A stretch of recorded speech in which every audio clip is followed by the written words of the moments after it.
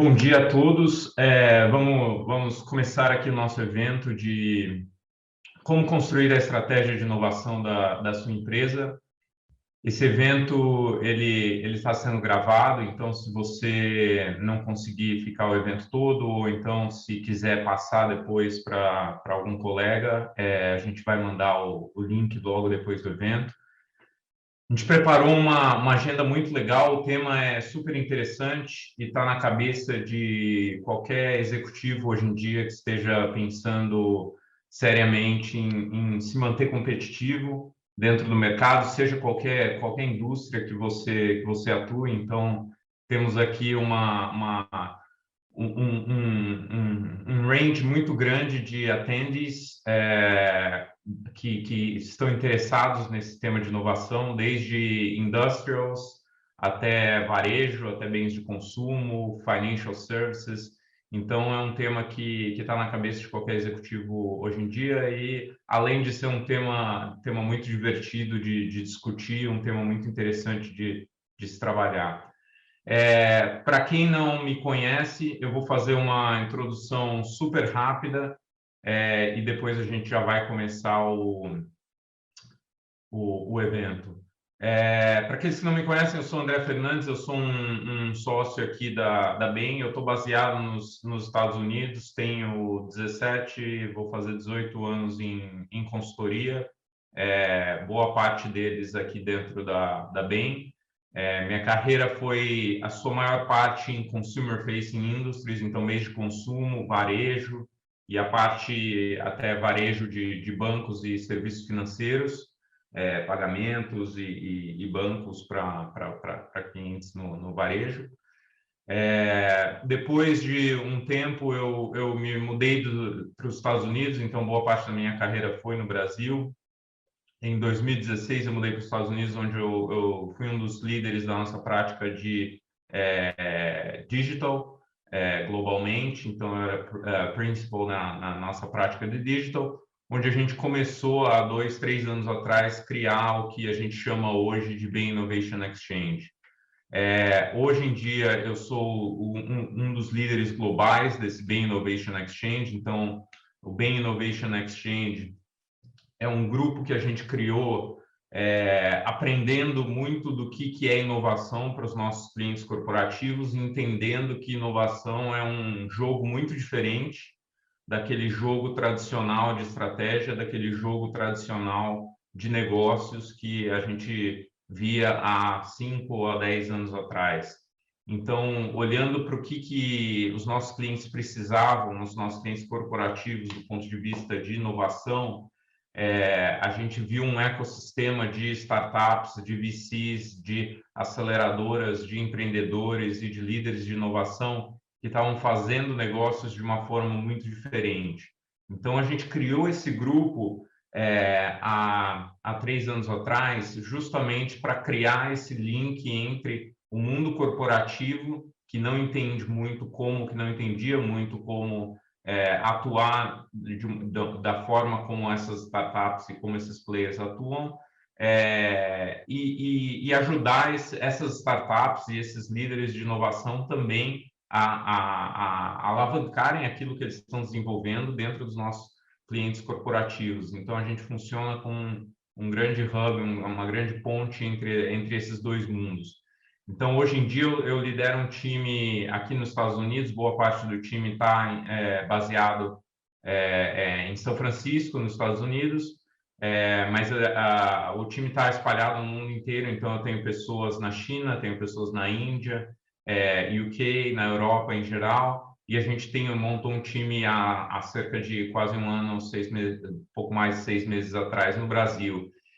E nessas discussões com o Brasil, há uns 2 anos atrás, eu e o Guilherme Massa, que vai ser introduzido mais para frente, que é um dos cofundadores da Liga Ventures e lidera os programas de aceleração e startup dentro da Liga Ventures, começamos a conversar e resolvemos começar a fazer alguns eventos, algumas parcerias juntos. Hoje em dia, a gente trabalha com clientes juntos em vários momentos e é uma sinergia muito interessante, porque para quem não conhece a Liga Ventures, eles estão no dia a dia realmente fazendo a inovação acontecer com os mesmos clientes corporativos que a gente atende do ponto de vista mais estratégico e de negócios.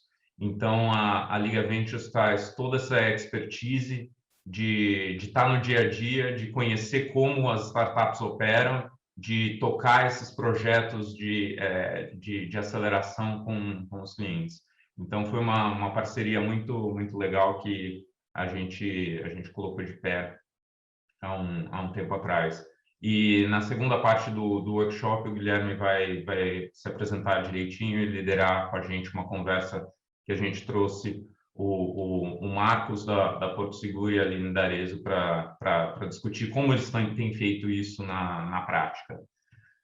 Mas sem mais introduções, deixa eu apresentar o que a gente tem aqui para vocês hoje.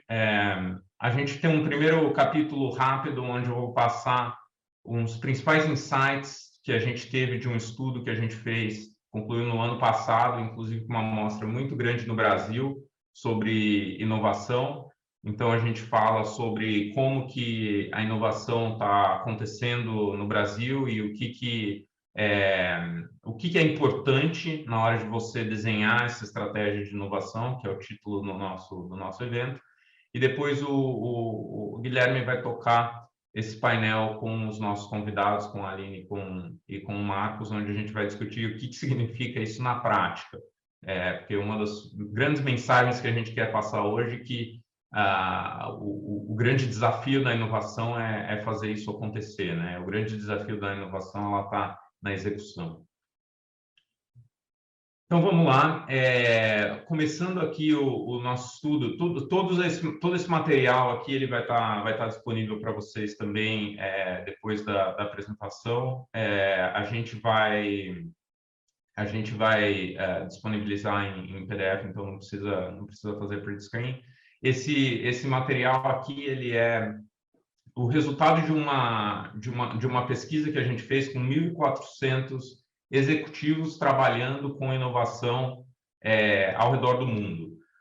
E as perguntas que a gente fazia para esses executivos era como que eles estavam executando a inovação e que tipo de inovação eles faziam e como eles faziam e percentuais de receita e quanto que é o investimento e como que a execução acontece do ponto de vista de pessoas, de organização, de modelo operacional, etc.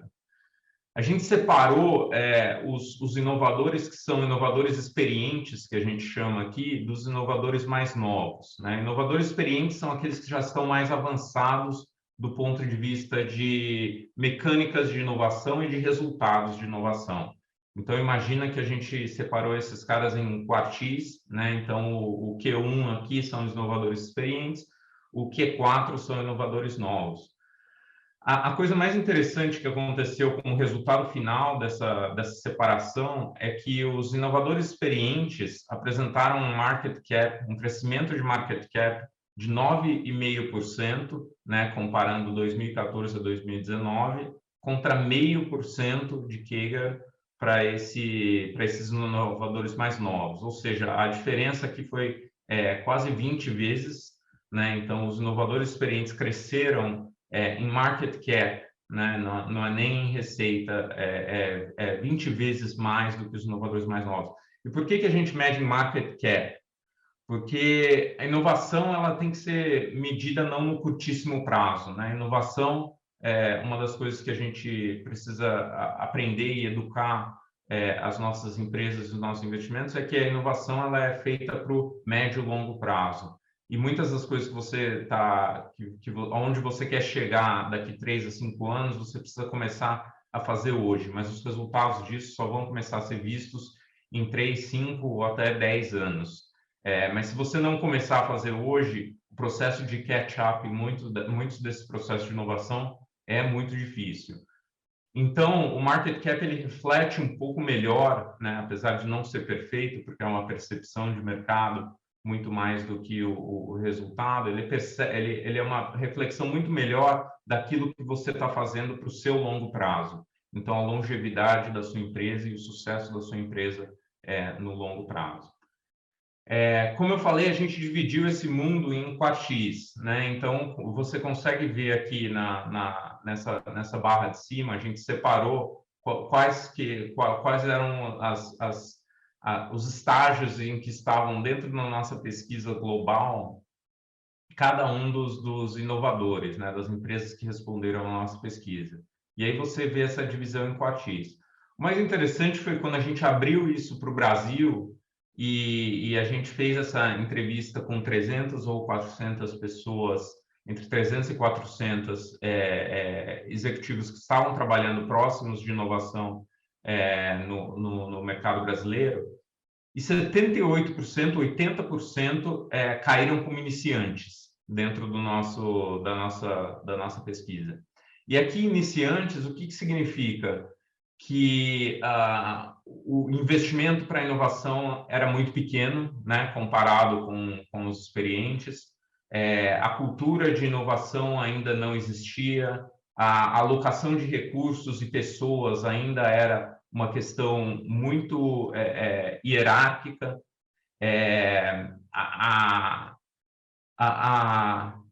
Opa, acho que eu mudei de slide sem querer. O resultado ainda da inovação e o percentual de receita e de investimento de inovação ainda eram muito baixos. Então, essas pessoas caíram nesse grupo de inovadores iniciantes. Eu acho que eu perdi o controle da apresentação. Não estou conseguindo voltar aos slides. Se alguém conseguir me ajudar a voltar aqui para o slide anterior. Então, o que a gente viu é que o mercado brasileiro ainda está muito iniciante nesse processo de inovação.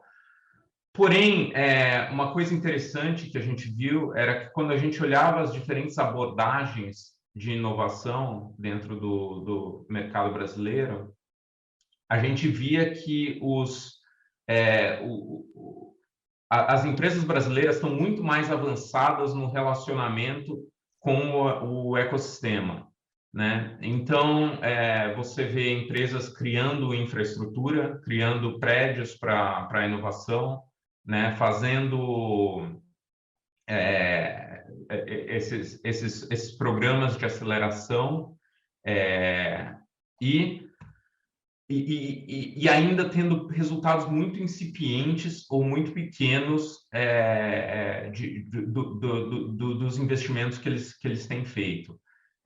Por quê? Porque ainda não existe toda essa estrutura e esse modelo operacional por trás para entender como que eu vou aproveitar aquela inovação dentro do meu negócio principal ou como que eu vou investir dentro daquela inovação para criar novos negócios que vão ser adjacentes ao meu negócio principal. Então, a gente via né, há dois anos atrás, 1 ano e meio atrás, muitas empresas fazendo essas iniciativas, mas poucas delas tendo resultados, porque elas ainda estão muito incipientes em conseguir aprender a trabalhar com as startups, a trabalhar com as aceleradoras e a entender como aproveitar tudo aquilo para o negócio. Por isso que a gente acha que é super importante esse evento e conversar com a Aline e com o Marcos para entender o que eles têm feito, porque são dois exemplos interessantes de coisas mais pragmáticas que estão sendo feitas do ponto de vista de inovação. Acho que eu voltei aqui com o controle. E aí, tem 3 fatores que levam para que a inovação no Brasil seja do jeito que ela é, do jeito que a gente viu no slide anterior. Então, o primeiro tem um rico ecossistema de startups, mas o capital ainda é um pouco mais limitado, né? Então, se você comparar com o Vale aqui em São Francisco, nos Estados Unidos, está começando a ter um pouco mais de capital no Brasil, principalmente dos fundadores de startups que agora são unicórnios, né, e voltam depois a investir no ecossistema. Então, esse processo todo já aconteceu há um tempo atrás nos Estados Unidos, então o capital já é mais abundante, as startups dependem menos do mundo corporativo. No Brasil, elas dependem ainda muito do mundo corporativo, então isso é uma vantagem, pelo menos para os nossos clientes corporativos que querem trabalhar com startups. Elas têm toda a necessidade até de trabalhar com clientes corporativos.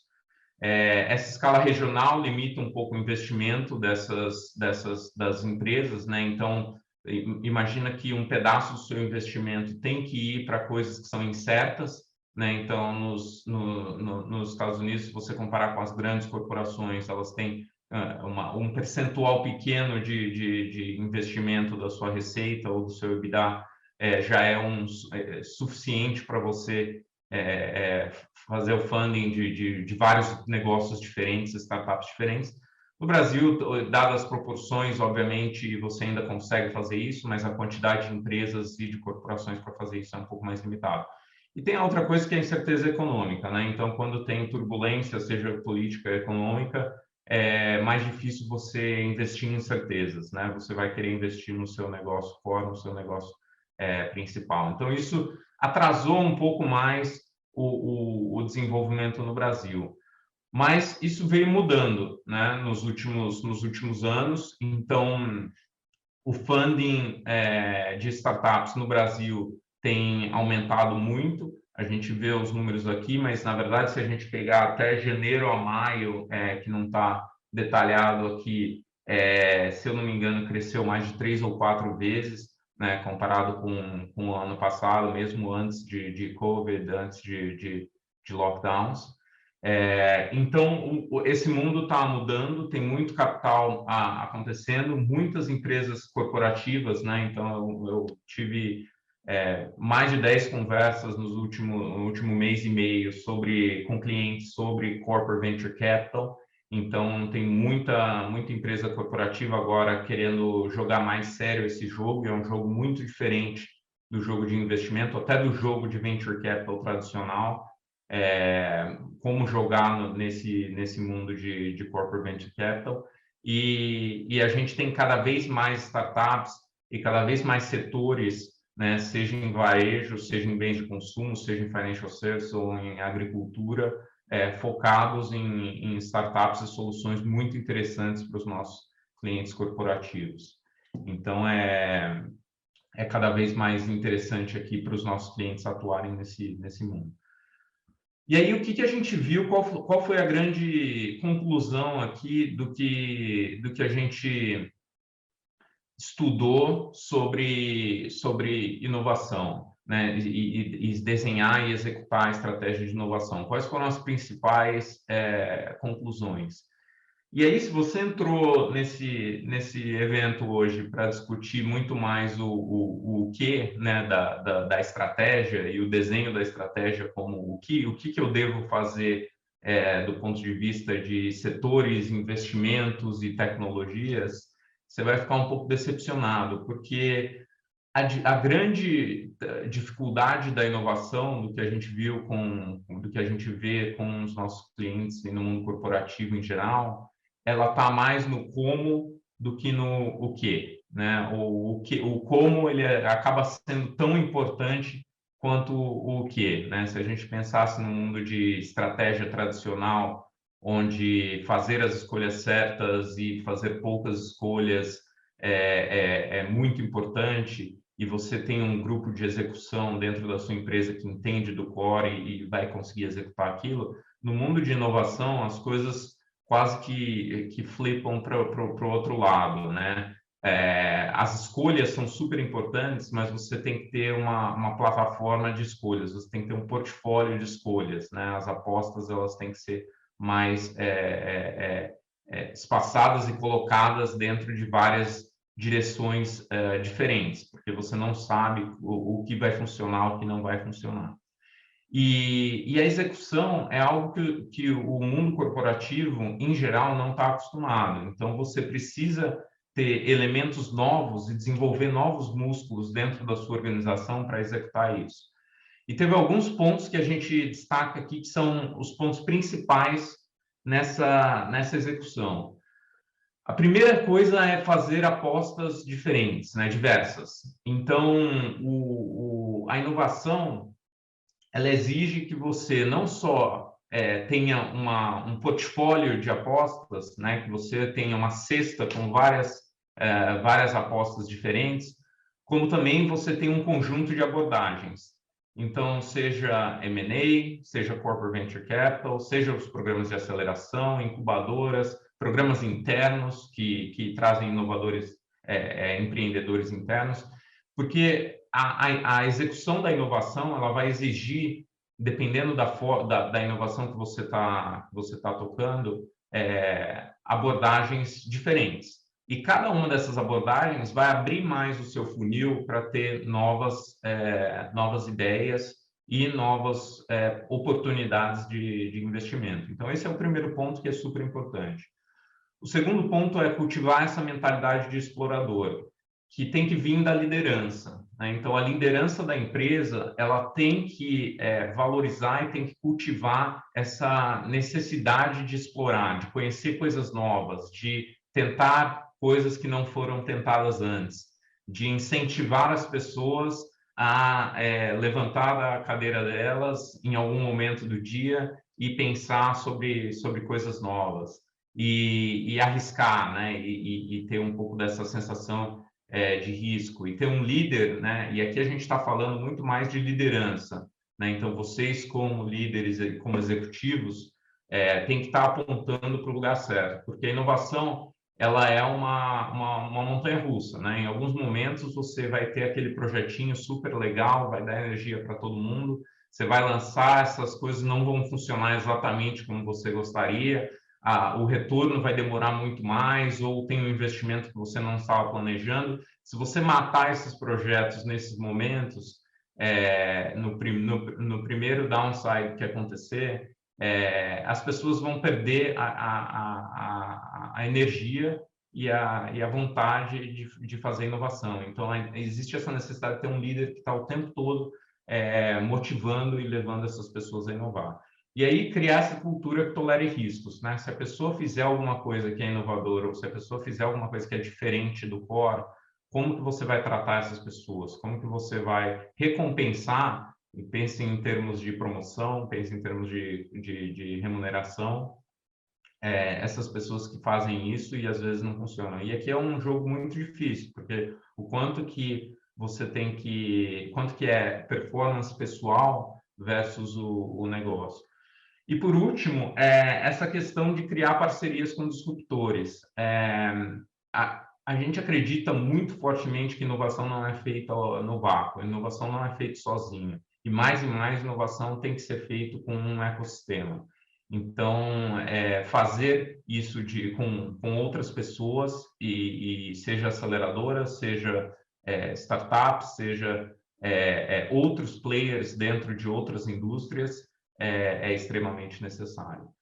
Eu vou passar rapidamente alguns slides aqui, mas já vou passar para a nossa conversa, mas aqui alguns exemplos, né, do que a gente está falando. Então, as diversas abordagens, e aqui hoje a gente vai ter o pessoal da Porto Seguro e da Arezzo conversando sobre como eles têm feito várias dessas abordagens. Então, você pode ver, na Porto Seguro tem M&A tradicional, né, SegFi, plataforma de multicálculo que eles adquiriram recentemente, foi via um M&A tradicional. Para quem não conhece, a Oxigênio Aceleradora, que é tocada junto em parceria com a Liga Ventures também, é um grande hub de inovação para Porto Seguro, e também algumas inovações internas, né? Como que eles criam todos esses projetos, e aí o Marcos vai poder contar um pouco melhor de incentivar o pessoal interno, incentivar os empreendedores internos também a fazer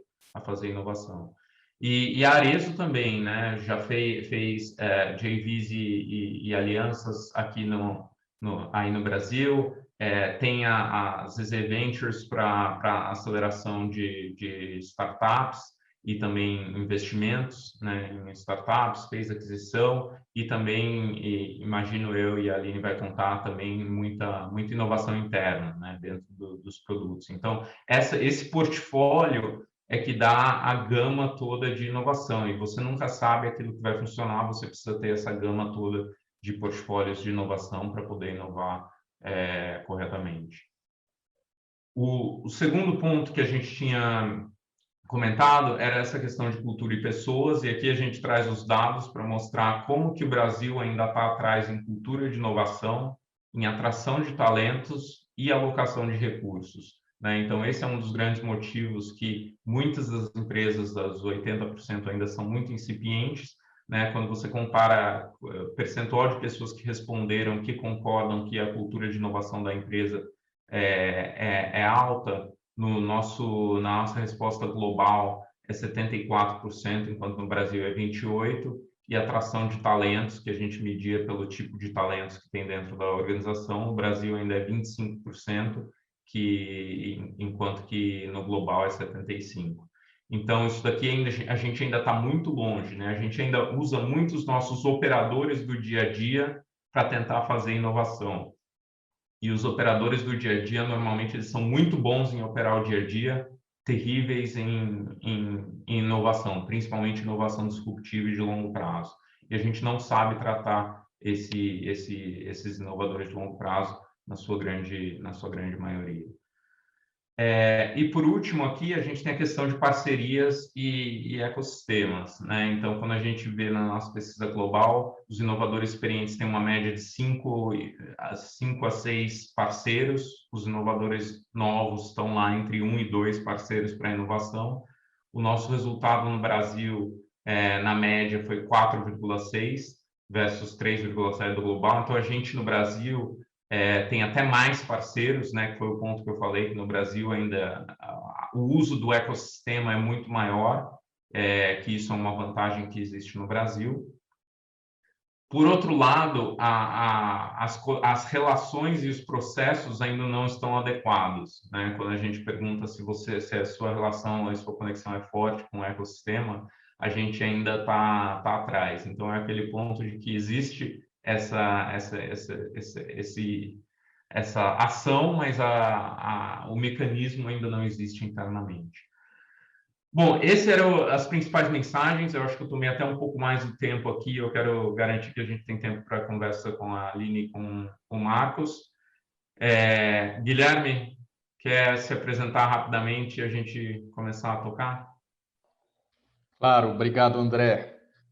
Obrigado pelas palavras e pela apresentação. Acho que foi um bom contexto. Para me apresentar, sou o Guilherme Massa, sou cofundador da Liga e responsável pelo relacionamento com as empresas que estão na nossa plataforma. Hoje a gente trabalha com um pouco mais de 80 corporações de vários setores, também bens de consumo, varejo, setor financeiro, e tanto empresas brasileiras como multinacionais. Hoje eu vou moderar o painel aqui com dois participantes aqui muito especiais que a gente trouxe justamente para evidenciar tudo isso que o André colocou para nós agora sobre bagagem e experiência sobre definir estratégia de inovação. Então a gente trouxe a Aline Pena, que é diretora executiva de M&A, estratégia, relações com investidores e novos negócios da Arezzo. Bem-vinda, Aline. E também o Marcos Cirelli, que é o CIO da Porto Seguro, e também o diretor responsável pela Oxigênio Aceleradora, que é uma das iniciativas mais longevas aqui no Brasil, com inovação aberta, já vai completar 6 anos nesse ano. Também bem-vindo, Marcos. Para a gente começar aqui o nosso bate-bola, né? Agora é o momento para a gente tentar trazer um pouco mais de materialidade, né? De experiências concretas para essa vivência de startups. Vocês fiquem à vontade, obviamente, de se apresentar um pouco mais, se quiserem, mas já vou lançar a primeira pergunta, que as duas empresas têm sido bons exemplos aqui no Brasil de fazer transições do mercado, vamos dizer, mais tradicional para esse mercado mais de inovação e digital, e também de como conciliar os dois business. Eu queria que vocês comentassem como foi iniciar essa jornada, né? A Porto Seguro um pouco antes, a Arezzo já um pouco mais recente, né, no ano passado, mas até um pouco aqui antes nos bastidores, a Aline comentava que mal lançou ali os Ventures e já recebeu uma enxurrada de gente perguntando, né, querendo ter mais informação. Então, queria que vocês comentassem como foi esse início, como foi, inclusive, vender esse tipo de iniciativa para a liderança dentro da Arezzo e da Porto Seguro. Vou começar pela Aline. Obrigada, bom, prazer estar aqui com vocês, compartilhando um pouco da nossa experiência.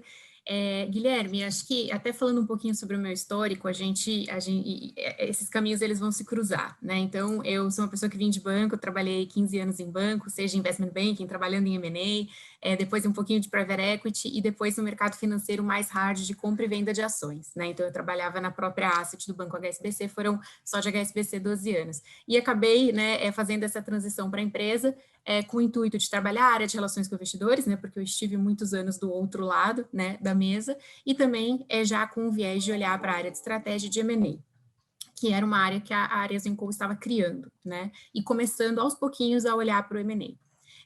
Então, para falar um pouco da jornada da Ares & Co na parte de inovação, eu acho que ela realmente começou há mais tempo, né? Em 2017, que foi até quando eu entrei na Ares & Co, eu lembro da gente ter feito o nosso primeiro Digital Retail Day. Então, foi um momento em que falou-se de inovação, falou-se de novos processos, de novas tecnologias para a alta liderança da empresa, né? Então, coordenadores, gerentes, diretores executivos foram ali, né? Acho que pela primeira vez de uma maneira muito mais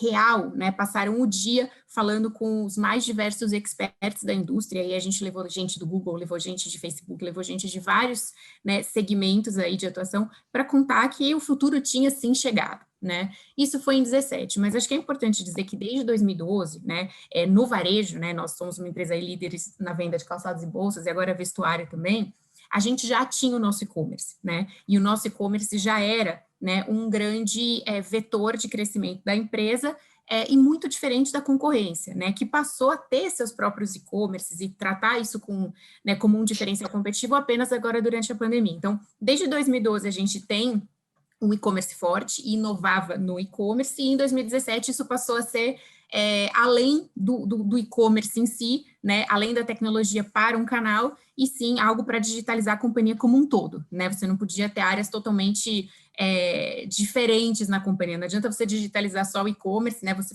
trabalhar para isso e o restante da companhia continuar trabalhando de uma maneira diferente, né, então em 2017 foi criada essa diretoria de transformação digital, que é liderada desde então pelo Maurício Bassos, que é um super parceiro meu, né, meu par, e a gente troca muita figurinha, eu na parte mais do M&A e dos investimentos do Corporate Venture, e ele na parte mais do digital, do tech, né, ele é uma pessoa que engloba também a área de TI da companhia, e eu acho que a decisão do Corporate Venture Capital, que é o ZZ Ventures, que a gente lançou no final do ano passado, ele veio muito derivado do próprio M&A, Guilherme, porque a gente fez, inclusive com a Bain Company, uma grande revisão do nosso planejamento estratégico no final de 2019, né? Então, pré-pandemia, até com a Luciana Batista, sócia responsável, a gente fez um projeto aí de 3 meses para revisitar os nossos caminhos, né? O que a gente vai fazer e o que a gente não vai fazer.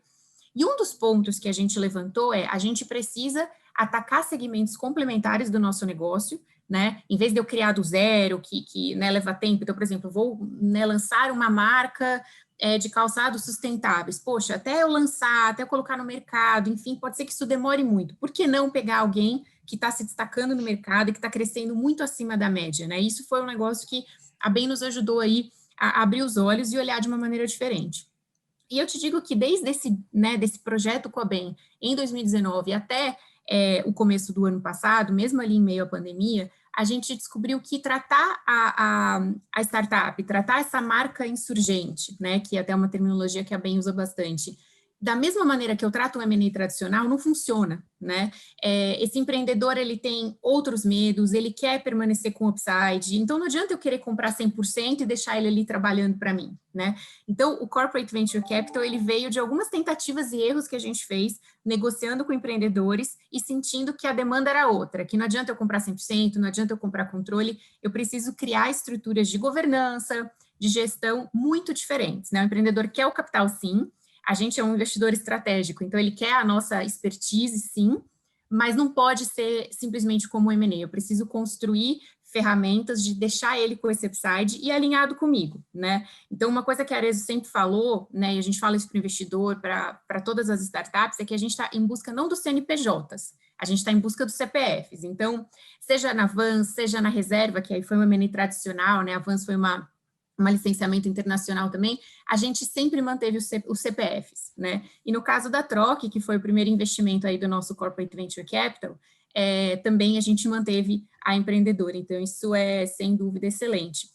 E eu acho que um ponto também muito importante para a gente ter conseguido criar, né, foi que quando a gente viu essa demanda, olha, a gente precisa ter uma área separada, a gente precisa ter uma governança separada, um fórum de aprovação separado, a gente contou muito com o apoio do nosso comitê de estratégia e do nosso conselho de administração. Acho que eu tive a sorte, né, de ter pessoas, né, a gente tinha 2 pessoas no conselho que tinham essa vivência de ser mentores Endeavor, de serem pessoas que são mentoras de startups, enfim, que investiam em startups, isso sem dúvida ajudou aqueles outros membros do board que não estavam tão inteirados sobre o assunto a terem uma visão diferente. Então, foi essencial para aprovar isso internamente, e aí a gente te fala mais daqui a pouco nas outras perguntas. Maravilha, obrigado.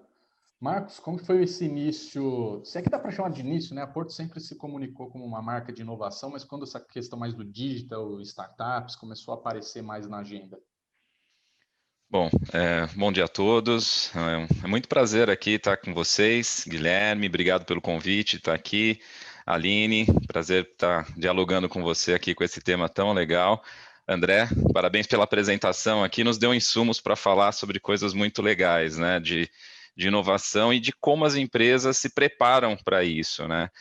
E aí, Guilherme, respondendo à sua pergunta, eu acho que um dos aspectos importantes na Porto Seguro é um pouco desta cultura de inovação que a Porto, apesar de uma empresa de 75 anos, né, já trouxe um DNA de inovação desde muito tempo, né? Então, trazendo inovações para um mercado segurador, né? Como incluindo serviços a um seguro, criando conexões em serviços que não faziam muito sentido inicialmente com o seguro, como cartão de crédito. Então, a Porto ela é muito conhecida pelos produtos tradicionais de seguro, mas hoje em dia somos 27 empresas, né? Desde produtos financeiros como cartão, financiamento, consórcio, e serviços como Health for Pet, Carro Fácil, Repara. Então, esse ecossistema criou um ambiente fértil para a inovação, né? Tanto de olhar internamente, né, como que nós poderíamos conectar esses produtos, esses serviços, e sempre também olhando como que a gente poderia trazer maior conveniência para o cliente. Isso foi sempre o nosso combustível, né? E olhando mais especificamente o aspecto recente, né, de inovação, com essa tecnologia mais aquecida, né, todo o ambiente de ecossistema, o ecossistema de startup florescendo, a Porto Seguro começou a trabalhar esse aspecto há cerca de 6 anos, quando a gente decidiu, falar, olha, acho que a gente precisa criar uma aceleradora e, principalmente, se conectar a esse ecossistema. No Brasil ainda não tínhamos muitos exemplos, né, internos que pudéssemos olhar, por isso a gente foi fazer algumas parcerias, como a Liga, né? Na época em que nós fundamos a Oxigênio, também fizemos uma parceria com a Plug and Play, né, que era uma empresa do Vale do Silício, e fomos nos inspirar muito nesse mercado para ver como que as coisas estavam acontecendo. E nós fomos, ao longo desse período, nessa conexão com esse ecossistema de startups, aprendendo e mudando. Então, eu me lembro que os primeiros modelos que nós tínhamos de parcerias com as startups, nós fazíamos pequenos investimentos, proporcionávamos também aprendizado para as startups, então, os empreendedores, através da Plug and Play, tinham um período em que iam para os Estados Unidos para aprender e poder trazer para o nosso processo de aceleração toda essa questão de como deveríamos trabalhar com as startups e como as próprias startups deveriam interagir com as grandes empresas.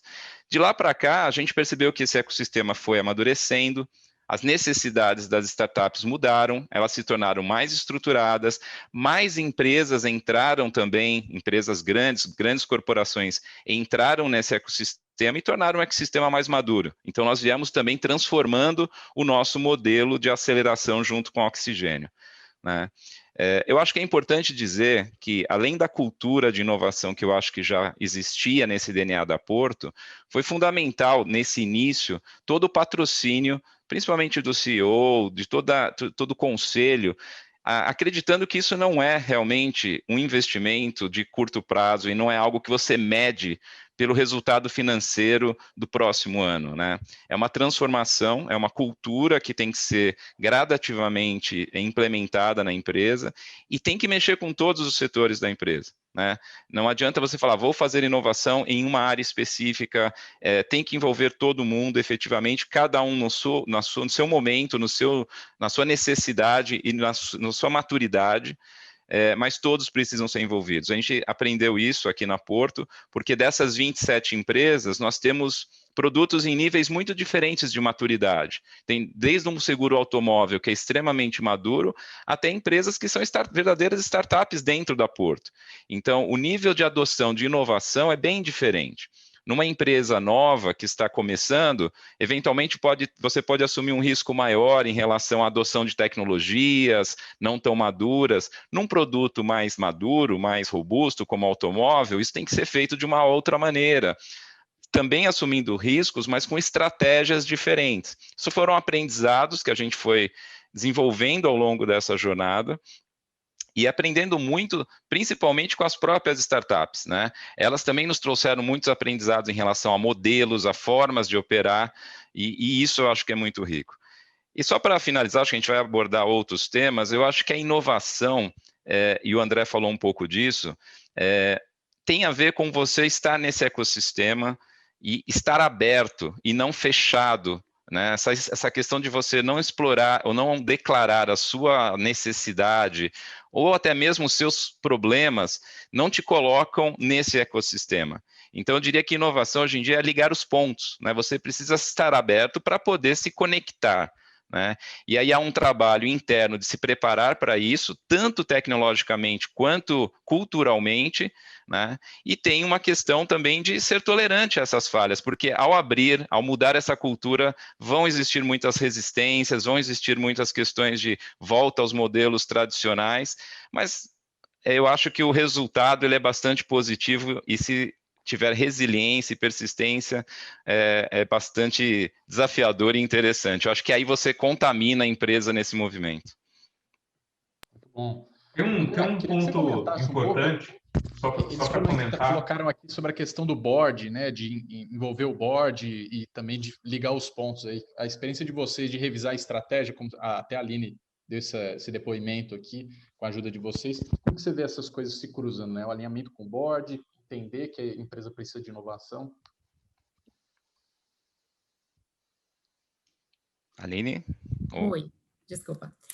Não, então, eu acho que a gente teve esse processo, né, desde o processo da BEM, né, de ter feito o planejamento com a gente estratégico, a gente envolveu várias camadas da companhia, né, então a gente envolveu gerentes, envolveu diretores, e aí foi um processo natural quando a gente começou a falar desse tema, né, porque ele fazia parte de algo que a gente tinha combinado que faríamos, né, e o nosso board, ele participou e foi envolvido em algumas etapas desse planejamento estratégico também, né. Então, obviamente, primeiro a gente tem que ter o patrocínio, né, do CEO da empresa, então, que era algo que nós tínhamos, né, e na sequência a gente trouxe isso para o conselho. Eu acho que uma coisa também que foi interessante é que a gente não queria começar, né, os Exeventures sem uma história para contar, sem um case, né? Então, ao longo da pandemia, a gente estava negociando a aquisição da marca Reserva, né, que foi uma aquisição aí de cerca de 800 milhões de reais, mas em paralelo nós estávamos olhando a Troc, né, que é uma startup, hoje ela já é mais uma scale-up, né, que faz economia circular, né, então basicamente ela pega as roupas usadas das clientes, ela cataloga, fotografa, precifica e tem aí um e-commerce, né, e a gente há tempos acreditava na questão da economia circular, tentamos tirar do chão alguns projetos greenfield dentro de casa, a gente tem esse DNA empreendedor dentro da empresa de vamos tirar do chão, vamos fazer acontecer, só que a gente via que a gente não tinha expertise na economia circular, eu precisava comprar essa expertise de alguma maneira, seja me associando a alguém, seja fazendo uma JV ou comprando de fato um ativo que foi o que a gente acabou fazendo, né? Nós adquirimos 75% da Troc. Então, o fato de eu já ter trazido isso envelopado ao comitê de estratégia e ao conselho, que os Exeventures, ele já começa com o investimento, né? Eu acho que também facilitou o processo do entendimento de que tipo de coisas nós vamos olhar, né? Então, eu acho que nesse caso, a gente anunciou os Ventures junto com a aquisição da Troc, né? Foi um grande case, acho que um case que eu já trazia para o conselho como vai funcionar a governança, como vai funcionar a autonomia dessa startup, quem vai cuidar, quem vão ser os interlocutores, até porque um grande receio do nosso conselho sempre foi, poxa, a gente não pode matar a inovação, a gente não pode matar a iniciativa, a gente não pode submeter a startup aos mesmos parâmetros e aos mesmos ritos, digamos assim, que a gente submete às marcas que faturam R$1 bilhão, né? Então, acho que o fato da gente começar com case fez com que a estratégia como um todo ela fosse muito mais palatável, até para aqueles que não estavam tão a par do assunto de Corporate Venture Capital. Claro que a gente preparou bastante material, explicou cases de fora, explicou aqui, acho que o Ambev é um grande case, né, de um grande expoente ali com a questão das cervejarias artesanais e como que eles foram vendo, né, poxa, nenhuma cervejaria artesanal individualmente ia incomodar, mas talvez todas juntas poderiam, né, e no nosso caso, na moda, existem várias marcas que hoje, né, a barreira de entrada é muito pequena, você pode criar uma marca pelo e-commerce, pelo seu Instagram, então todas essas marcas juntas, né, sejam de roupas, de sapatos, elas poderiam vir a nos incomodar, né? Então, eu acho que a gente mostrou muito case, a gente foi construindo essa história e ter já um investimento junto nos ajudou demais. Legal. Queria devolver a bola agora para o Cirelli. Tem essa questão, obviamente, do alinhamento com o board, mas o quanto está dentro da área de TI, né, influenciou, já que a Aline colocou um pouco da visão dela, o que é diferente, né, de gerir o M&A tradicional, e que inclusive continua, né, porque na verdade reserva é bastante recente ainda, né, essa aquisição. Mas e para o time da Porto, estando na TI, né, como promover essa mudança e alinhar com o board? Então, Guilherme, eu acho assim, o fato de estar na TI, ela não é uma regra, eu não acho que necessariamente é o caminho único que se tem. Eu acho que a TI tem uma vantagem de estar próximo da tecnologia e talvez ser mais fácil de uma adesão inicial, ter o linguajar e se conectar mais rapidamente. Mas eu vejo empresas que têm isso em diversas áreas e funciona também super bem. Na TI começou através, na Porto começou através da tecnologia, porque nós tínhamos as pessoas, né, inicialmente, que eram mais empolgadas e entusiastas dessas ideias, e junto com o CEO a gente foi avançando nessas discussões, mas eu acho que o grande segredo do envolvimento foi conectar com todos os executivos da companhia. Então, o processo que nós temos com o Oxigênio, né, na seleção de startups, envolve todos os diretores de todas as áreas de negócio. Então, nós já estamos no nosso 10º ciclo de aceleração, 11º ciclo de aceleração. Cada ciclo desse teve, em média, um nível de inscrição de mais de 1.000 startups, de todos os estados do Brasil, e é um processo que a Liga nos ajuda nessa seleção, mas quando nós chegamos ali numa shortlist, são momentos onde todos os executivos participam dos pitches, estão ali colaborando, discutindo, sentando à mesa com os empreendedores para conhecer, aprender, e eu acho que é esse o grande combustível do que a gente fala da adoção da inovação. Né? Não tem a ver simplesmente com o resultado que você obtém com aquela startup ou com o processo que ele conseguiu inovar, mas tem a ver com a forma que você vai mudando essa cultura e vai conectando todos os executivos desde o início nessa questão. Então, eu acho que a TI conseguiu, e aí respondendo a sua questão, ser um catalisador neste processo por já estar em todas as áreas, né? A TI naturalmente opera na empresa, na corporação inteira, em todas as áreas, porque ela está envolvida hoje em dia em todos os projetos, né, estratégicos. É difícil você falar um projeto de qualquer tipo que a TI não esteja de alguma maneira envolvida. Então, essa ramificação dentro da Porto Seguro já existia através da TI. Então, acho que esse foi um catalisador onde a TI conseguiu promover, né, convidando esses executivos a participarem, e aí eu acho que o mérito é total da empresa de ter aceitado e de ter conquistado isso. E hoje a gente tem algo muito, muito interessante porque eles pedem, né? Então, assim, há uma busca por isso. Então, mesmo fora dos nossos ciclos de aceleração que nós temos tradicionais, quando há um problema específico em que a Oxigênio pode contribuir, ela entra no processo para buscar no mercado empresas, processos novos. Então, eu fico muito feliz quando eu vejo que isso começa a acontecer de forma mais espontânea, né? E isso vem das estruturas dos executivos de fato, né? E também temos alguns eventos, Guilherme, que aí não se limitam ao board, né? Então são eventos de maratona da inovação, desafios que envolvem todos os colaboradores, né? E vão colocando essa mentalidade de como se pode usar, né, tecnologia ou processos inovadores de forma simples, né, rápida. É óbvio que isso nem sempre é fácil, tão fácil assim. Nós temos processos de grande empresa que às vezes nos travam um pouco, mas assim, a gente vai aos poucos aprendendo a como lidar nesse cenário mais leve, mais sem tantos controles, né? Acho que o grande desafio é esse, né? Como é que a gente vai liberando alguns controles num nível de risco que a empresa tolera, né? Acho que esse ajuste é o grande segredo de você caminhar sem travar. Porque, em geral, quando você avança muito rápido, você sempre vai ter alguns processos, algumas áreas que vão falar, opa, está indo rápido demais, isso daqui vai gerar muito risco, ou estamos investindo demais, né? Aliás, esse é um aspecto interessante, né? Muitas vezes perguntam, quanto vocês investem especificamente nesse processo de inovação? Eu não tenho esse número. A gente não tem um número determinado de vamos investir um valor específico. Isso se dá muito pelas oportunidades, que, como eu falei, com parcerias, temos, obviamente, um budget associado à estrutura como oxigênio, mas hoje em dia as parcerias que nós temos, as oportunidades que surgem através desse ecossistema, já não sabemos mais exatamente se o orçamento está diretamente associado ao processo de inovação ou já entrou numa esteira natural de produção. Então, em alguns casos, isso já está acontecendo. Mas eu diria que a TI teve esse papel, Guilherme, eu acho que de estar familiarizado com a tecnologia e já ter caminhos muito claros dentro de toda Porto Seguro. Legal, eu queria que o André comentasse também depois um pouquinho aqui, depois da Aline.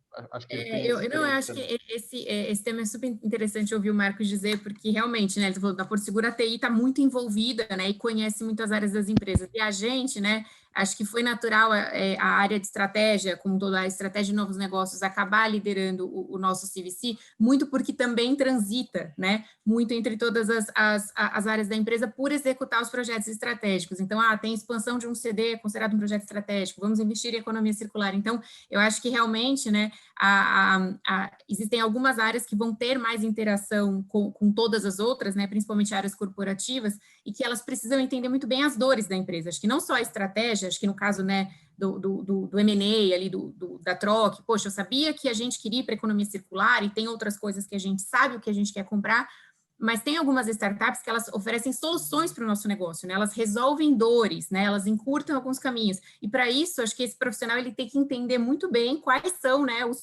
as dores da empresa nos seus diversos setores. Seja, putz, no jurídico eu tenho um problema, no back-office e tal, né? Poxa, na parte de produção, de logística, eu tenho essa deficiência. Então, você tem que entender disso, até porque na hora de você conversar com as startups, você precisa ser esse interlocutor que vai fazer a ponte, né? E acho que sempre que entra no técnico, aí realmente a gente tem que chamar os universitários, né? Então, sempre que entra numa parte muito mais de hard tech, eu vou chamar uma pessoa específica, eu vou chamar um diretor específico. Entrou na logística, eu vou chamar outro. Então, acho que tem que realmente ser uma parceria muito forte aí entre diversas áreas da empresa. Então, concordo super aí com o Marcos. Muito legal, André. Teve duas coisas que chamaram minha atenção e eu acho que são super interessantes no que vocês falaram. A primeira foi, e acho que isso você falou bem claramente, Marcos, e talvez isso estava nos seus benchmarks de Venture Capital também, Aline, quando você comentou que você viu os melhores casos, que é o valor de fazer isso não está só naquele 1%, 2% de casos que você investe, né? O valor de fazer tudo isso está nos 98% também de coisas que você está vendo, de novos empreendedores que você está conversando e soluções que você está ouvindo e criar esses mecanismos internos, mesmo quando você tem um corporate venture capital, né? De como que você vai pegar esses aprendizados e jogar dentro para a organização de alguma forma que seja interessante. E esse é um músculo muito diferente do que a gente está acostumado, porque a gente está acostumado a ver resultado, né? Quantas startups você investiu? Qual é o resultado delas no primeiro quarto, né? Esse não é a forma correta de medir a inovação. A segunda coisa que me chamou a atenção, e aí eu queria que vocês comentassem um pouco mais, o mercado brasileiro a gente viu que vai se desenvolver muito mais, né? Eu comentei que eu tive pessoalmente 10 conversas sobre corporate venture capital com clientes que estão começando, né? Então estão lá onde você estava, talvez ali há um ano atrás, e começando a desenvolver esse músculo. E o mercado vai se desenvolver tanto do ponto de vista de capital, que vai estar mais abundante, quanto do ponto de vista de outras empresas, os seus concorrentes, né, vão ter corporate venture capitals também, e você não vai querer todo mundo investindo na mesma startup. E aí você tem que colocar a sua cabeça no ser mais empatia com o empreendedor, que vai escolher com quem que ele quer trabalhar, né? Então, vocês dois criaram uma credibilidade dentro do ecossistema e dentro do mercado de startups, né? De pessoas que sabem trabalhar com as startups, de pessoas que não vão comprar um negócio e querer controlar e querer fazer micromanaging do negócio dele, né? E não vão querer matar depois de 6 meses que não deu resultado. Então, eu queria que vocês contassem um pouco como que vocês fazem essa relação com essas startups para criar essa credibilidade, para aprender, para entender que esse mundo é um mundo diferente do mundo tradicional de medir resultados no quarto. Como é que é essa relação com esse empreendedor e com esse... Acho que se eu puder começar, no caso da Troc, a gente tentou e teve exatamente isso que você falou. A empreendedora também nos escolheu, tá? Porque naquele momento também tinham outras 2 varejistas que queriam entrar em economia circular e também fizeram ofertas, né? E eu lembro que ela falou assim, olha, Aline, realmente a gente está escolhendo Arezzo, né? Não é a melhor oferta, não é o valor mais caro, mas realmente porque eu senti um fit, né? E um alinhamento de propósito do que a gente vai fazer, né? Diferente com vocês. E aí eu acho que algo que economiza muito tempo e muita fricção, né? E acho que por isso que a gente está tendo uma parceria incrível e tranquila até agora, justamente porque a gente tem um BP combinado, um business plan que a gente construiu, quais são as alavancas, o que a gente quer ser, né? Qual que é o sonho grande, qual que é o sonho factível no momento com os recursos que a gente está aportando ali dentro, né? Então, a gente tem ali reuniões semanais, a área, né? A minha área, ela é responsável como se fosse uma gestora de private equity, a gente é responsável por esse investimento perante a companhia, né? E precisa reportar esses resultados com uma frequência totalmente diferente das marcas grandes, né? Mas acho que o combinado não sai caro. Então, a gente tem a estratégia maestra combinada, a gente tem os principais drivers de receita, a margem, EBITDA e o que deve ser feito, isso diminui aí qualquer restrição, qualquer fricção no processo. É claro que, né, o mundo muda, as prioridades podem mudar, e aí é para isso que a gente tem os comitês, para isso que a gente tem as reuniões semanais, que é justamente para ajustar a rota, né? Mas a ideia é dar muita liberdade, né? E atuar realmente como uma grande ponte dentro da empresa, né? Então, poxa, fazer a parceria com as marcas e dar todo o subsídio para que essa empreendedora ela possa ser com a gente algo muito maior do que ela seria, talvez, com um fundo de VC puramente financeiro, né? Que eu acho que é esse o valor que esses empreendedores veem também, né? Porque fundos de VC é o que não faltam, né? Os caras mais financeiros, que só aportam dinheiro. E justamente o que eles querem é algo além, né? Porque eles são bons em algumas áreas e não tão bons em outras, o que é totalmente natural, né? E aí eu acho que também tem um outro lado que a gente precisa ter muito claro é que na hora de fazer a conexão da startup com a empresa, né, é um processo que requer também paciência, que requer explicação, que requer alinhamento, né, porque está todo mundo ali, imagina, eu tenho a marca Arezzo, a marca Xuxa, está todo mundo ali na correria, fazendo sell-in, fazendo processo sell-out, same-store sales, e de repente chega ali a Aline querendo fazer um projeto de economia circular com a startup que ela adquiriu, né? Então é algo que tem que ter muito alinhamento, tem que ter paciência e logo mais, e eu acho que se as startups têm um propósito claro, né, de servir a empresa, né, e não a uma área específica, eu sirvo a estratégia da empresa como um todo, a sustentabilidade, um serviço para o meu cliente, aí fica muito mais palatável de todo mundo entender por que está desviando ali um pedaço do seu tempo, né, para apoiar uma empresa que ainda é muito pequena no todo, mas pode ser aí um vetor grande de transformação, né? Eu acho que, puxa, o que a Aline falou é muito do que a gente também vive aqui em relação a essa visão de não interferir no início com relação a preservar essa... Porque eu acho que aí está o grande valor da startup, é o que ela agrega de diferente, de novo, porque se a gente precisasse algo igual, a gente criaria internamente, acho que seria até mais rápido, né?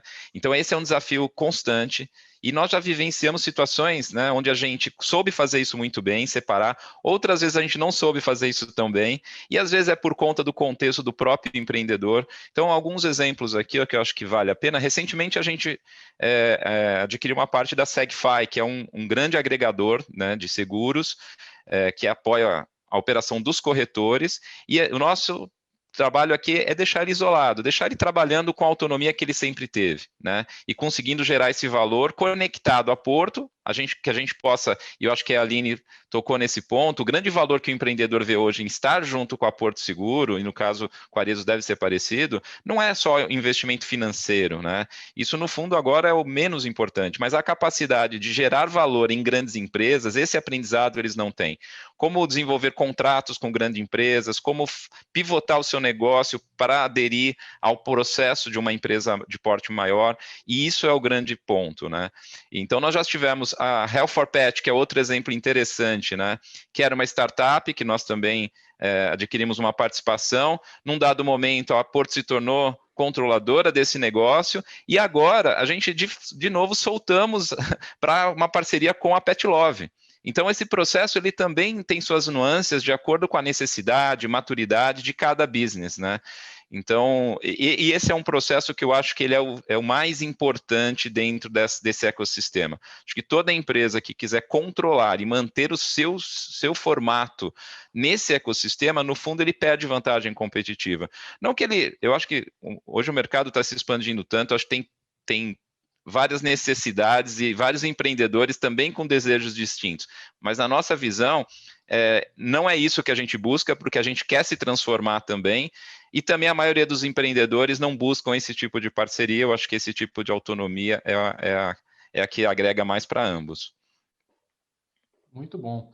Pessoal, a gente já estourou o nosso tempo aqui, o papo foi tão bom que ficaram várias perguntas, até agradecer as perguntas aqui do Éder, da Maria Carolina, Daniela, Luiz, o Ricardo e o César. Algumas das perguntas a gente acabou passando aqui ao longo do painel.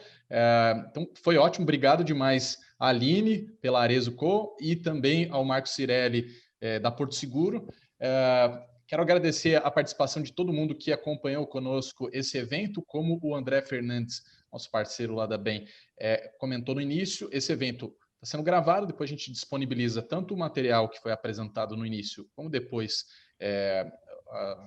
a apresentação toda, né, a gravação para as pessoas poderem retomar, compartilhar internamente. Certamente várias das outras perguntas até que a gente já tinha combinado, podemos, numa próxima ocasião, aprofundar mais e aproveitar para fazer esse momento de troca também entre vocês, né? Muita gente aqui, até a Aline e o Cirelli já foram abordados por muita gente fazendo benchmark, e isso é parte dessa cultura de ecossistema que a gente vive quando trabalha com inovação e com ambiente de startups. Convidar todo mundo a acompanhar aqui o trabalho do BEM Innovation Exchange e da Liga Ventures nas nossas redes sociais, e procurar o André Fernandes e a mim, se vocês quiserem tanto discutir como remodelar a estratégia de inovação das empresas de vocês, quanto executar as iniciativas ali junto com os empreendedores. Muito obrigado, uma boa semana para todos. Aline, Marcos, André, muito obrigado. Muito obrigado. Obrigado. Bom dia a todos.